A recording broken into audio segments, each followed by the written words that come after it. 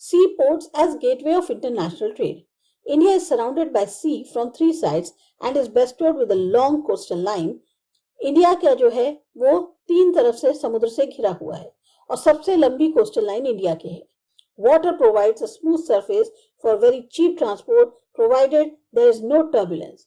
और जो पानी है वो बहुत ही स्मूथ सरफेस प्रोवाइड करता है, सबसे सस्ता ट्रांसपोर्ट प्रोवाइड कर सकते हैं बिना किसी जैसे कहते हैं ना हिंड्रेंस के, उथल पुथल के.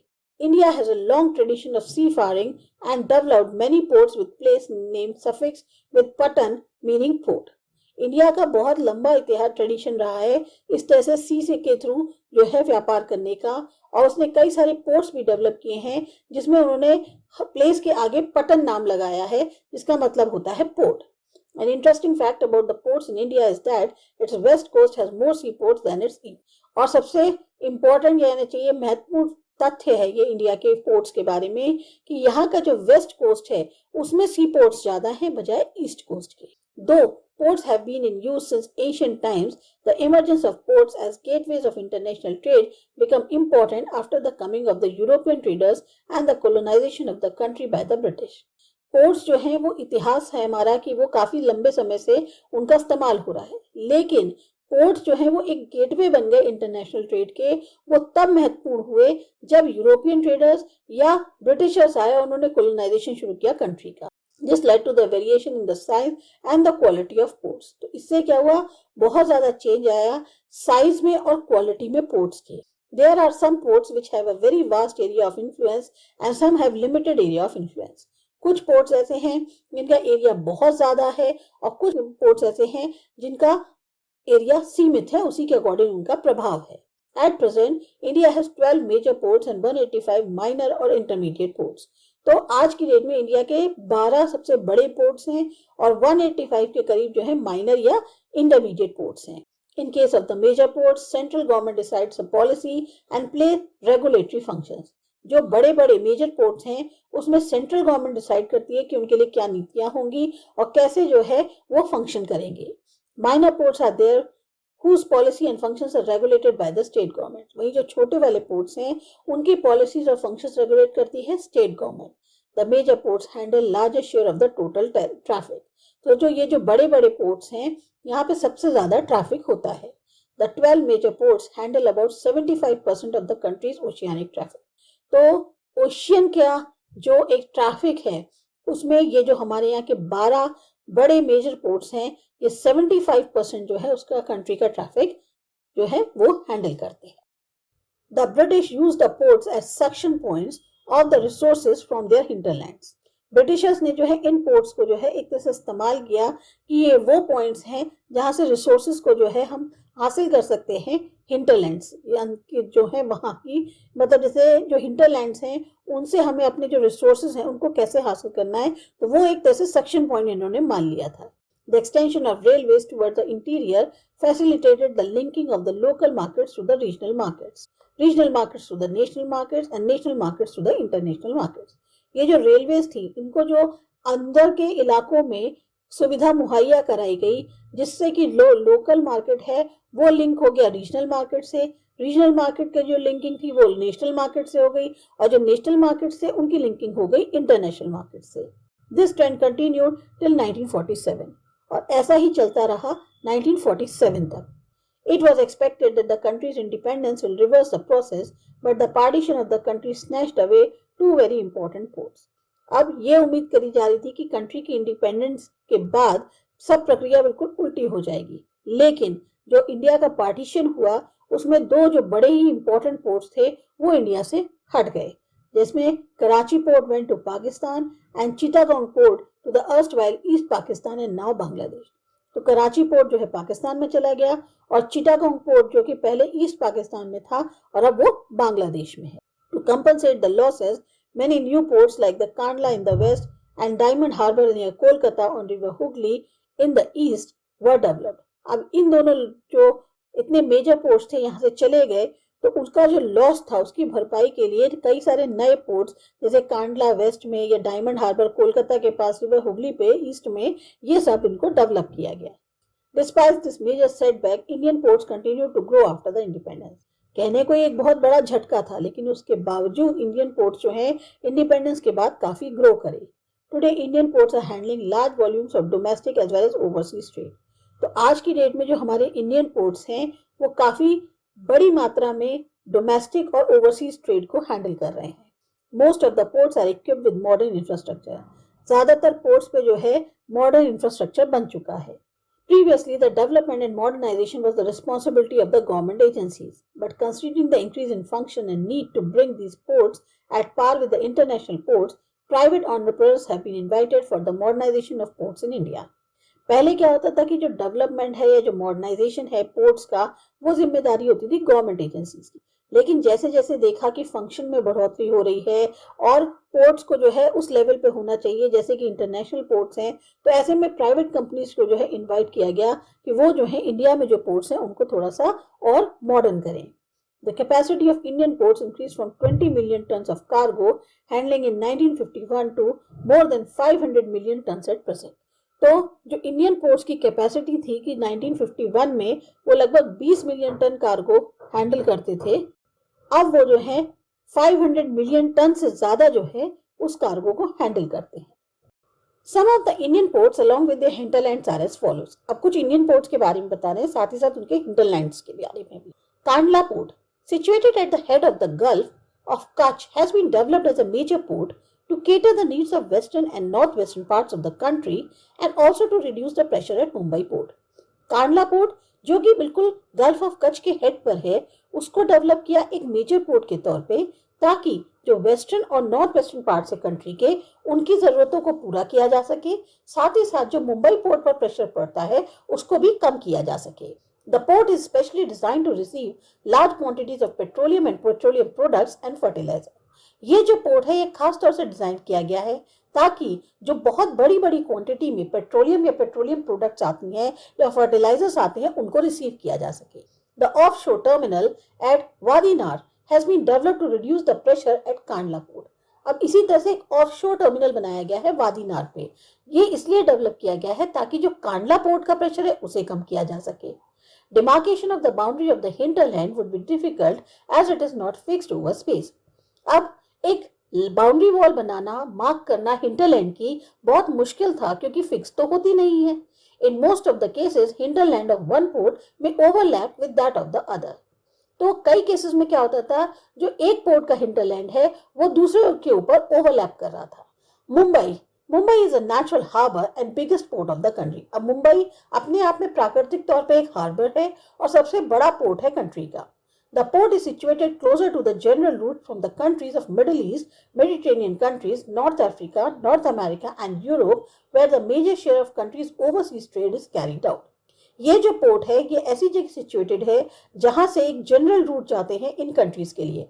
मिडिल ईस्ट, मेडिटेरेनियन कंट्रीज हो गई, नॉर्थ अफ्रीका हो गया, नॉर्थ अमेरिका और यूरोप हो गया, जहां पर मेजर शेयर जो कंट्री के ओवरसीज ट्रेड का है वो करा जाता है। The port is 20 km long and 6 to 10 km wide with 54 berths and has the country's largest oil terminal. अब ये जो पोर्ट है 20 किलोमीटर लंबा है, 6 से 10 किलोमीटर चौड़ा है, 54 बर्थ्स हैं यहाँ पे और साथ ही साथ ये कंट्री का सबसे बड़ा ऑयल टर्मिनल है। MP, Maharashtra, Gujarat, UP and parts of Rajasthan constitute the main hinterlands of the Mumbai ports. और इसके जो हिंटरलैंड्स हैं उसमें जो मेन आते हैं वो आता है MP, महाराष्ट्र, गुजरात, यूपी और कुछ हिस्से राजस्थान के। जवाहरलाल नेहरू पोर्ट एंड नवा शेवा was developed as a satellite port to relieve the pressure at the Mumbai port. अब जवाहरलाल नेहरू पोर्ट जो कि नहाशेवा पे बनवाया गया है वो एक तरह से सैटेलाइट पोर्ट के तौर पे डेवलप किया है ताकि मुंबई पोर्ट का प्रेशर कम किया जा सके। It is the largest container port in India. ये सबसे बड़ा कंटेनर पोर्ट माना जाता है इंडिया के अंदर। Marmagao port situated at the entrance of the Zuari estuary is a natural harbor in Goa. अब मारमागांव पोर्ट ये जो है बिल्कुल एंट्रेंस पे है जुआरी एस्ट्री और ये भी अपने आप में एक नेचुरल हार्बर है गोवा के अंदर। It gain significance after its remodelling in 1961 to handle iron ore exports to Japan. इसको इंपॉर्टेंस तब मिली जब इसको रीमॉडल किया गया 1961 में ताकि जो भी एक्सपोर्ट होता है जापान के लिए आयरन ओर का उसको ये हैंडल कर सके। Construction of Konkan railway has considerably extended the hinterland of this port. अब जब से इसमें कोंकण रेलवे का यहाँ पे कंस्ट्रक्शन हुआ है, तब से जो हिंटरलैंड है इस पोर्ट का, वो काफी ज्यादा उसका विस्तार हुआ है। Karnataka, Goa, southern Maharashtra constitutes it's hinterland. अब इसके जो आंतरिक इलाके हैं वो कर्नाटक, गोवा, सदर्न महाराष्ट्र, वो सब इसमें शामिल है। New Mangalore port is located in the state of Karnataka and caters to the need of export of iron ore and iron concentrate. अब जो न्यू मैंगलोर पोर्ट बना है ये कर्नाटक में स्थित है और ये जो है जो एक्सपोर्ट होता है आयरन ओर या आयरन कंसंट्रेट्स का, उसकी जरूरत को पूरा करता है। It also handles fertilizers, petroleum products, edible oils, coffee, tea, wood pulp, yarn, granite stone, molasses etcetera. इसके अलावा ये और इन चीजों को भी हैंडल करता है। Karnataka is the major hinterland for this port और इस पोर्ट के लिए सबसे इसका जो अंदरूनी इलाका है वो कर्नाटक है। Kochi port, situated at the head of Vembanad Kayal, popularly known as the Queen of the Arabian Sea, is also a natural harbor. अब कोच्चि पोर्ट ये वेम्बानाड कयाल के बिल्कुल हेड पे लोकेटेड है। इसको क्वीन ऑफ द अरेबियन सी के नाम से जानते हैं। ये भी अपने आप में एक नेचुरल हार्बर है। This port has an advantageous location being close to the Suez Colombo route. अब इस पोर्ट का सबसे बड़ा फायदा क्या है कि इसकी लोकेशन जो है वो बिल्कुल क्लोज है स्विस कोलंबो रूट के। It caters to the needs of Kerala, Southern Karnataka and Southwestern Tamil Nadu. जो भी जरूरतें हैं केरला, सदर्न कर्नाटक और साउथ वेस्टर्न तमिलनाडु की, उनकी जरूरतों को ये पूरा करता है। Kolkata port is located at Hooghly river 128 kilometre inland from the Bay of Bengal. Kolkata port जो है लगभग 128 किलोमीटर अंदरूनी तरफ पे है बे ऑफ बंगाल से और ये लोकेटेड है हुगली रिवर पे। Like the Mumbai port, this port was also developed by the British. अब मुंबई पोर्ट की तरह इसे भी ब्रिटिशर्स ने डेवलप किया था। Kolkata had the initial advantage of being the capital of British India. सबसे बड़ा फायदा जो कोलकाता को था वो ये था कि शुरुआत में ब्रिटिश इंडिया की कैपिटल थी। The port has lost its significance considerably on account of the diversion of exports to the other ports such as Visakhapatnam, Paradweep and its satellite port, Haldia. इस पोर्ट की importance काफी हद तक कम हो गई क्योंकि जो एक्सपोर्ट्स थे अब उनको डाइवर्ट कर दिया गया था और पोर्ट्स की तरफ, जैसे विशाखापट्टनम है, पैराद्वीप है, या सैटेलाइट पोर्ट जो है इसका Haldia. Kolkata port is also confronted with the problem of silt accumulation in the Hooghly River, which provides a link to the sea. अब कोलकाता पोर्ट की प्रॉब्लम क्या है? वहां पर सिल्ट जमा हो जाती है हुगली रिवर में, जो कि एक तरह से लिंक है सी के लिए। Its hinterland covers UP, Bihar, Jharkhand, West Bengal, Sikkim and north eastern states. अब इसके हिंटरलैंड में जो है वो यूपी, बिहार, झारखंड, वेस्ट बंगाल, सिक्किम और नॉर्थ ईस्टर्न स्टेट्स आते हैं। Apart from this it also extends ports facilities to our neighbouring landlocked countries such as Nepal and Bhutan. इसके अलावा ये पोर्ट फैसिलिटीज और किसको प्रोवाइड करी जा रही है? जो हमारे नेबरिंग लैंडलॉक्ड कंट्रीज हैं जैसे कि नेपाल और Bhutan. Haldia port is located 105 kilometre downstream from Kolkata. अब हल्दिया पोर्ट लगभग 105 किलोमीटर की दूरी पे है कोलकाता से। It has been constructed to reduce the congestion at Kolkata port. जो बहुत ज्यादा कंजेशन हो जाता है, बहुत ज्यादा प्रेशर पड़ता है कोलकाता पोर्ट पे, उसको रिड्यूस करने के लिए इसका कंस्ट्रक्शन हुआ। It handles bulk cargo like the iron ore, coal, petroleum products and fertilizers, jute products, cotton and cotton yarn.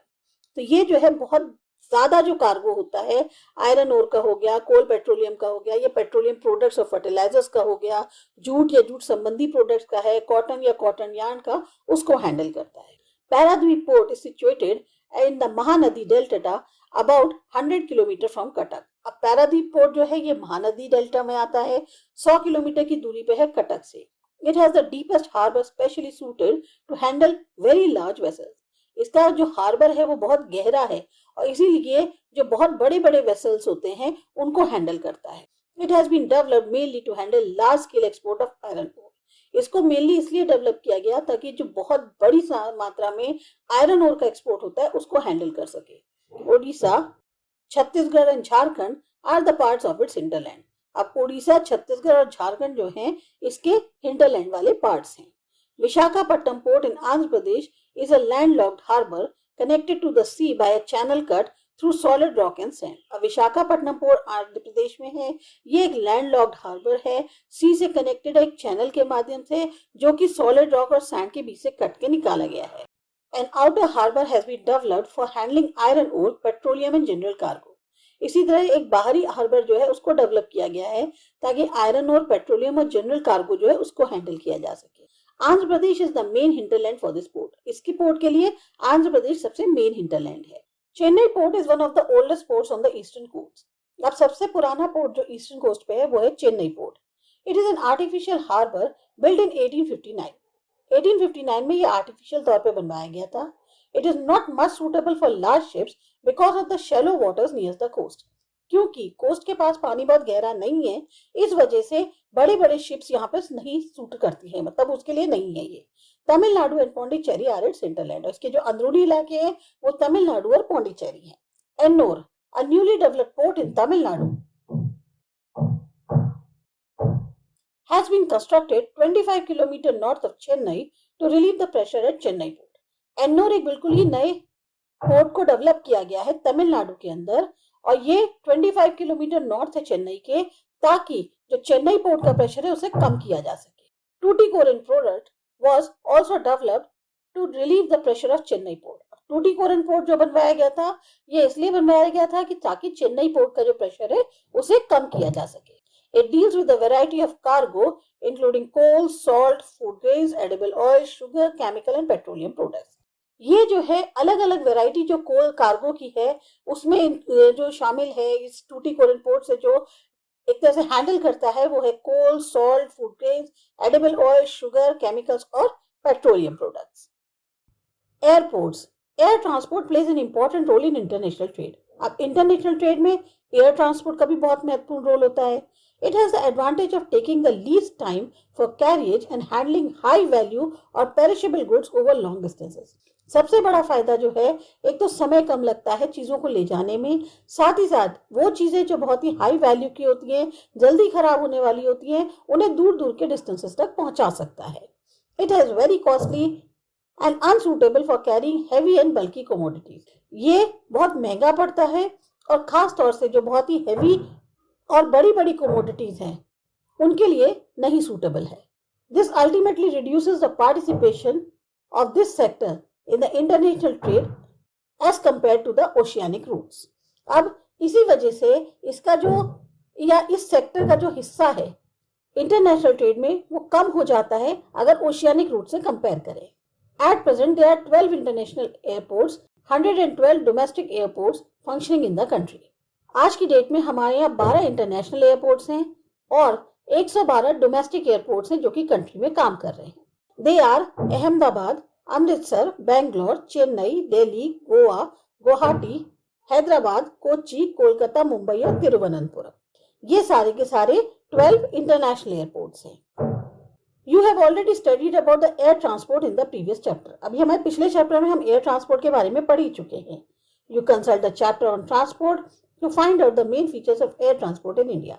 अब आप इस चैप्टर को दोबारा एक बार रेफर कर सकते हैं ताकि जो मेन फीचर्स हैं एयर ट्रांसपोर्ट के इंडिया के अंदर उसको आप अच्छे से जान पाएं। तो ये था आपका चैप्टर। आपको अच्छा लगा, समझ में आया? सब्सक्राइब करो हमारा चैनल आसा एजुकेशन। बाय।